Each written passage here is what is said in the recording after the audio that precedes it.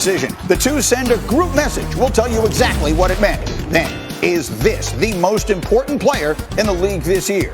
Could peak Zeke finally make the Cowboys super?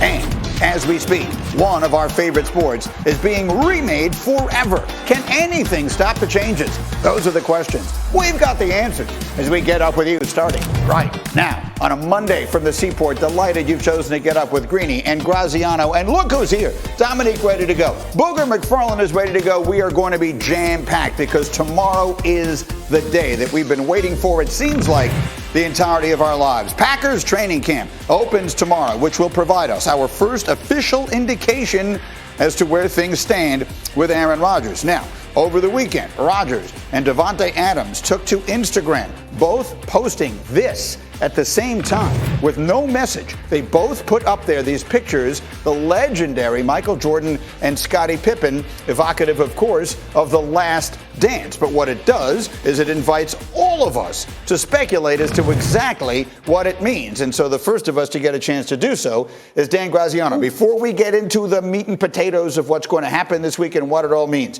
I just want everyone to, what do we think that meant? What was the Instagram post? What did it mean? What are they trying to say? My best guess is that they're saying, hey, we got one more year and then we're out of here, right? And Davante Adams has 1 year left on his contract, and Aaron doesn't want to be there, but he might not have any options, at least for this year. So that was my first guess, but it's a guess. All we've got is informed speculation. That's the best we've got is informed speculation, and some of it isn't even all that informed. That's what I was going to say. I think that's being kind to the speculation, but no one can suggest this is being overblown. And Aaron and they're doing this on purpose. Now they're having fun with us, Dominique. Let's psychoanalyze that. Aaron Rodgers is just enjoying this. He's got one more day to do it. What did that post mean, Neek? Oh, it's fantastic. I think Dan's probably right, but I also think that we can roll this all the way to the current day. I'm not so sure that Jordan or Pippen are close pals at this point. So are they like foretelling some sort of distance, 20 years, 2 decades away beef? Either way, The Last Dance, they won the championship in the final season, and then everyone went their separate ways. So maybe it foretells some positive things for the Packers. Maybe they'll get one more season, and then they'll be okay with Aaron Rodgers when he decides to go elsewhere. And apparently, he's going to take Adams with him, or Adams is going to go to another team. I guess in The Last Dance, Pippen stayed, right? Yeah. Didn't Pippen stay? No, Pippen left. Everybody left. The only person who came back the next year was Bill Weddington, and that didn't go so well. So let me come to you, Booger McFarland. Come on, you've always got insight into these sorts of things. Social media is your bailiwick. What are Rodgers and Adams trying to tell us? Greeny, I don't have the slightest idea. I'm going to leave the psychoanalyzing to you and Dominique.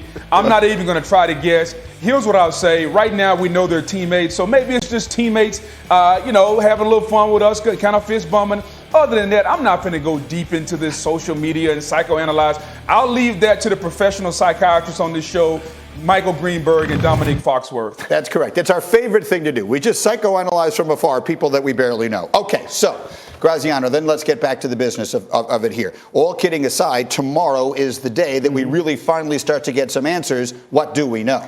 I think there's two strong possibilities that kind of stand out. One is what we just talked about, right? Like they redo Aaron Rodgers' contract so that there's only 1 year left on it instead of the current 3. They give him an out after this year. They promise not to franchise him, and then he gains some control over his future. I'll come back for one more year, try my best in Green Bay, and then I get to decide what happens. The other possibility, and I don't think it can be ruled out, is that Rodgers retires like Carson Palmer did once upon a time when he decided he didn't want to play for the Cincinnati Bengals anymore. And ultimately, the Bengals did trade him to the Raiders, and he got what he wanted. So I think that possibility still exists. You asked me to handicap it. I ask other people around the league to handicap it. I don't think anybody knows but Aaron Rodgers and possibly Davante Adams what's going to happen tomorrow when the Packers report.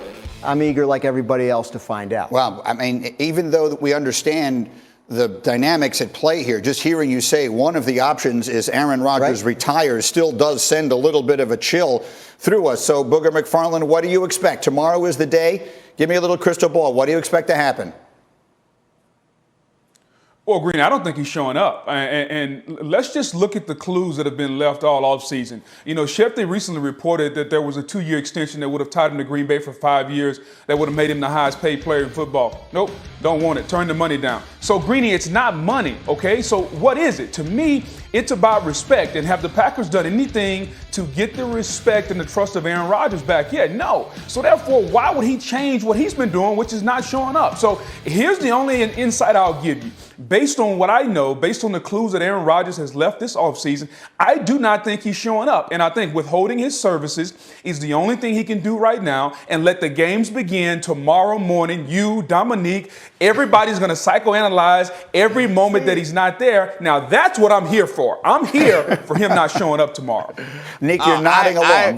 Go. I'm with Booger. I'm here for him not showing up, but I do think this is where our psychoanalysis kind of is of value, because the post suggests that he's coming back to me. Like, The Last Dance is about dancing one more time. The one thing that you can draw out of this that we couldn't have a couple days ago is it seems to me that Devontae Adams and him are on the same page. So before we thought maybe Aaron comes back and restructures the deal for one more year, now it feels like the two of them come back together, and wherever they go from here on is going to be a package deal. So, Booger, I know you brought the Louisiana out of you in the first question. You said you're not finna analyze or psychoanalyze these Instagram posts. I think it's time that you start, because there's some information deep inside Instagram if you're willing to look.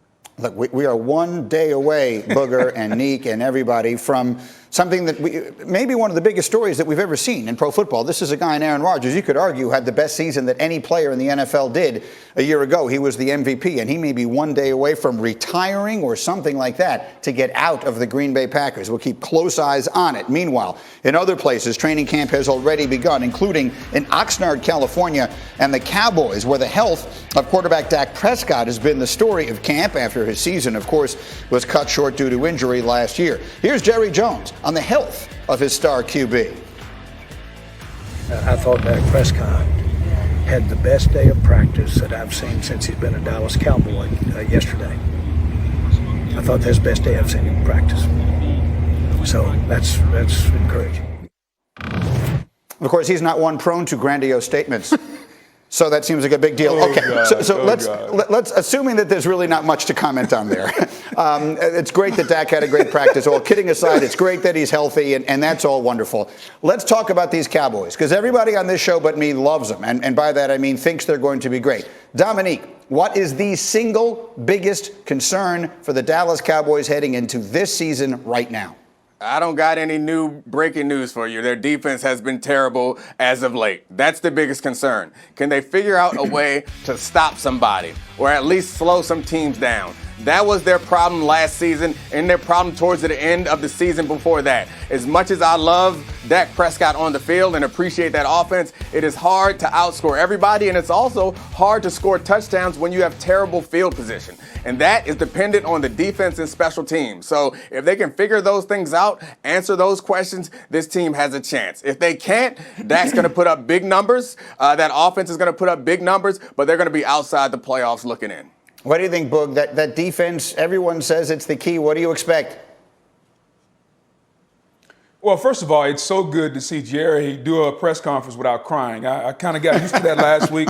Glad Jerry's not crying. Number two, I agree with Neek from a defensive standpoint. Like, the defense is going to be terrible. I don't think the defense is really going to improve a lot because they got a lot of the same players. I hear your Parsons is going to be really good, but how do you help a defense? That means you got to run the football. So I think Ezekiel Elliott has to be better. He fumbled the ball a lot last year. He wasn't the same hammer in the backfield. So if you want to help a defense, which I don't think from a talent standpoint upgraded tremendously, how do you do it? Offensively, control the football, run the ball. So I agree with Neek. Obviously, the overwhelming issue is the defense. But how do you help that? I think you got to do it with a running back who we're paying $90 million, who fumbled the ball a lot last year in key situations. So Ezekiel Elliott has got to be a real big low-key concern in Dallas right now. Neek, why the face?